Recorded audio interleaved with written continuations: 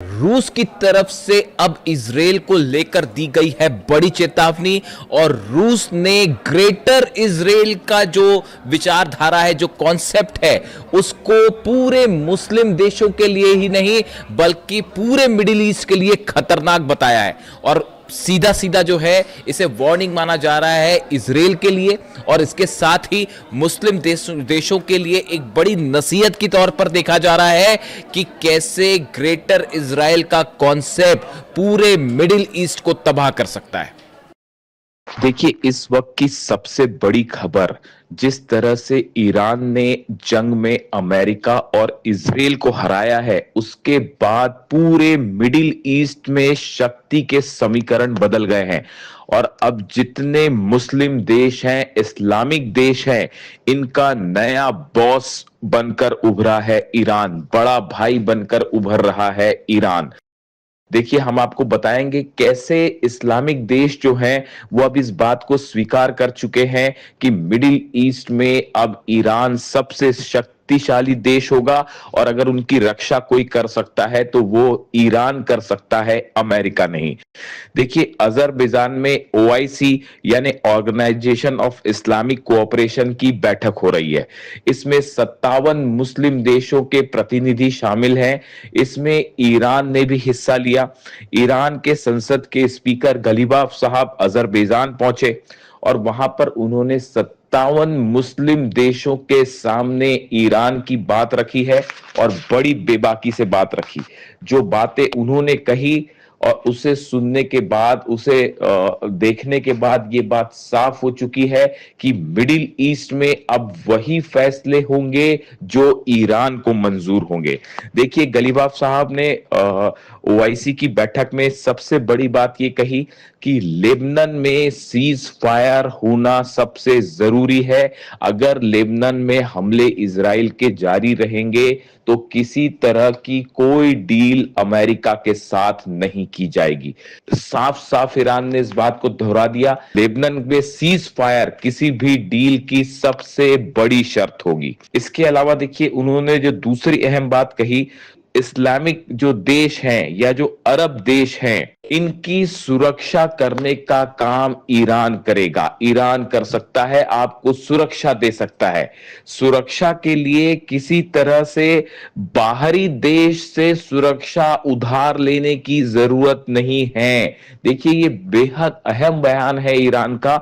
और ईरान का कहने का मतलब यह है कि अरब देशों को अपनी सुरक्षा के लिए डोनाल्ड ट्रंप पर निर्भर रहने की जरूरत नहीं है, अमेरिका पर निर्भर रहने की जरूरत नहीं है, बल्कि ईरान उनकी सुरक्षा के लिए तैयार है।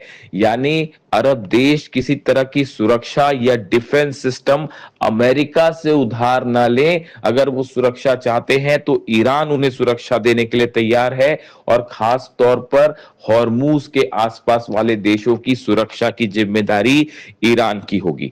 उन्होंने कहा कि लोकल सिक्योरिटी, इस्लामिक देशों को यह बात समझनी होगी कि आपसी सहमति से लोकल सिक्योरिटी जरूरी है, ना कि अमेरिका के द्वारा दी गई सिक्योरिटी। जिस तरह से ईरान ने अपनी मिसाइल से अरब देशों में अमेरिकन बेसिस को निशाना बनाया, उसके बाद चाहे सऊदी हो, चाहे यूएई हो, चाहे कुवैत हो, चाहे कतर हो, ये देश अच्छी तरह से समझ चुके हैं कि उनकी रक्षा कोई कर सकता है तो वो ईरान कर सकता है। डोनाल्ड ट्रंप सुरक्षा नहीं दे सकता।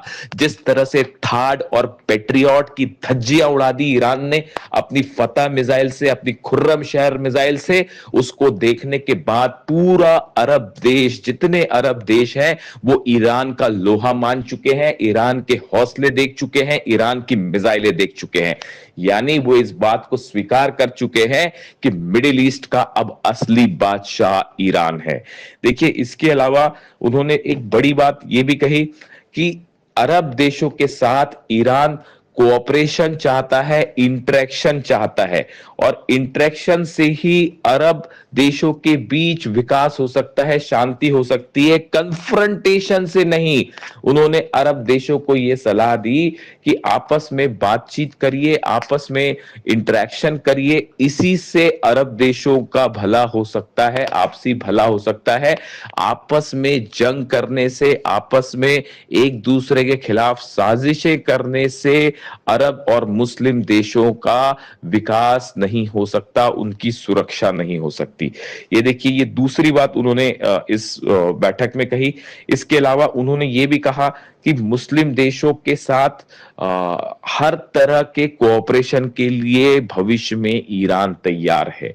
देखिए, ये बात ईरान के सुप्रीम लीडर अली खामेनी साहब हमेशा से कहते रहे हैं कि अरब देशों को, ईरान को एकजुट होना चाहिए और एकजुट होके असली दुश्मन का मुकाबला कीजिए, अमेरिका का मुकाबला कीजिए, डोनाल्ड ट्रंप का मुकाबला कीजिए, क्योंकि असली दुश्मन अमेरिका है। ये बात अली खामेनी साहब 1980 के दशक से कहते आए और आखिरी वक्त तक उन्होंने ये बात कही कि अरब और ईरान सब देशों को एकजुट होना चाहिए और असली दुश्मन को पहचान कर उससे लड़ाई करनी चाहिए। अमेरिका हमेशा अरब और ईरान के बीच फूट डालकर राज करना चाहता है।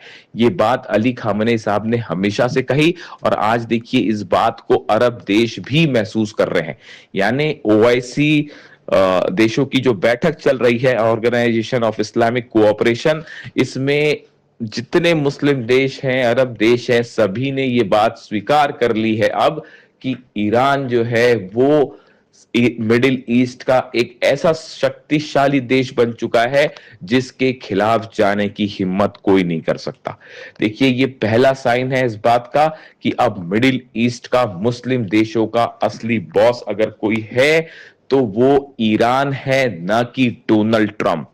देखिए, ये एक ऐसा डेवलपमेंट हुआ है जिसने सारे समीकरण बदल के रख दिए हैं। देखिए, तीन अहम खबरें इसके अलावा और है। सऊदी की तरफ से ईरान को एक बड़ा वादा किया गया है कि अगर अमेरिका की तरफ से जो फंड रिलीज करने की बात कही गई है ईरान के लिए, अगर उसमें किसी भी तरह की कोई बाधा आती है, कोई मुश्किल आती है, तो सऊदी पूरी मदद करेगा उस फंड को रिलीज करने में। देखिए, इसको लेकर मैं अलग से बात करूंगा, ये भी बहुत बड़ा डेवलपमेंट है। इसके अलावा सीरिया के जो नेता है अल शरा, उनकी तरफ से ये बात कही गई है कि वो सीरिया जो है वो लेबनान में किसी तरह का कोई ऑपरेशन नहीं करेगा और वो हिजबुल्लाह के खिलाफ किसी तरह की कोई कार्रवाई में शामिल नहीं होगा। देखिए, डोनाल्ड ट्रंप के इस तरह से बयान आए थे। डोनाल्ड ट्रंप ये चाहते थे कि सीरिया जो है वो लेबनान में हस्तक्षेप करे और हिजबुल्लाह के खिलाफ कार्रवाई करे, लेकिन ऐसा करने से सीरिया ने भी मना कर दिया है। यानी ये माना जा रहा है कि एक बार फिर सीरिया ने ये बात साफ कर दी है कि वो हिजबुल्लाह के खिलाफ कार्रवाई करके किसी तरह की दुश्मनी ईरान से मोल नहीं लेगा, नहीं लेना चाहता। देखिए, डोनाल्ड ट्रंप की जो पॉलिसी थी, जिस तरह से वो एक षड्यंत्र करना चाहते थे सीरिया और लेबनान को आपस में भिड़ाकर, वो पूरा नहीं हो पाया और यहां भी ईरान की बड़ी जीत हुई है। इसके अलावा देखिए आप, ओमान के साथ ईरान की एक बड़ी बैठक हुई है। जिस तरह से ये विवाद चल रहा है अमेरिका और ईरान के बीच कि हॉर्मूज का एडमिनिस्ट्रेशन आगे कैसे होगा, क्या किसी तरह का सर्विस टैक्स ईरान वसूलेगा हॉर्मूज से, इसको लेकर अमेरिका और ईरान की अलग अलग राय है, खास तौर पर डील के मामले में।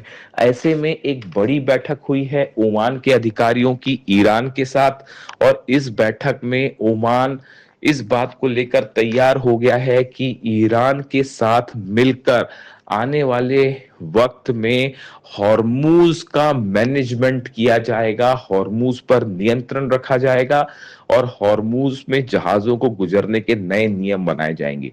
यानी डोनाल्ड ट्रंप की तमाम धमकियां दी गई ओमान को, ओमान की लीडरशिप को, लेकिन ओमान अमेरिका के सामने नहीं झुका और ईरान का के साथ खड़ा हो गया है मजबूती के साथ कि आने वाले समय में कैसे हॉर्मूज पर कंट्रोल रखा जाएगा और नए नियम बनाए जाएंगे। यानी आप देखिए जितने अरब देश हैं वो धीरे धीरे अमेरिका का साथ छोड़ते जा रहे हैं, चाहे सऊदी हो चाहे यूएई हो, हर देश ये समझ रहा है कि अब नया सूरज मिडिल ईस्ट का ईरान है और उगते सूरज को हर कोई सलाम करता है। यही दुनिया की रीत है जो हजारों सालों से चली आई है। अब देखिए मामला यह है जितने अरब देश हैं वो ट्रंप की बातों को स्वीकार करने को राजी नहीं है, चाहे वो अब्राहम एकॉर्ड हो, चाहे वो हॉर्मूज का मामला हो, चाहे वो जंग का मामला हो, चाहे वो अमेरिका के प्लेन्स को अपना एयर स्पेस देने का मामला हो। इन सब मामलों में ईरान भारी पड़ता दिखाई दे रहा है और ये बात साबित कर रही है कि मिडिल ईस्ट का असली किंग अब कोई है तो वो सिर्फ और सिर्फ ईरान है। और मुस्लिम देश इस बात को अब स्वीकार करते दिखाई दे रहे हैं कि मिडिल ईस्ट का नया बॉस, उनका बड़ा भाई अब सिर्फ ईरान है। ये ईरान की जंग के बाद फॉरेन पॉलिसी के लिहाज से, इंटरनेशनल रिलेशंस के लिहाज से अब तक की सबसे बड़ी जीत मानी जा रही है। जो भी अपडेट होगा इससे जुड़ा मैं आप तक पहुंचाऊंगा। कमेंट करके जरूर बताइए आपको वीडियो कैसा लगा।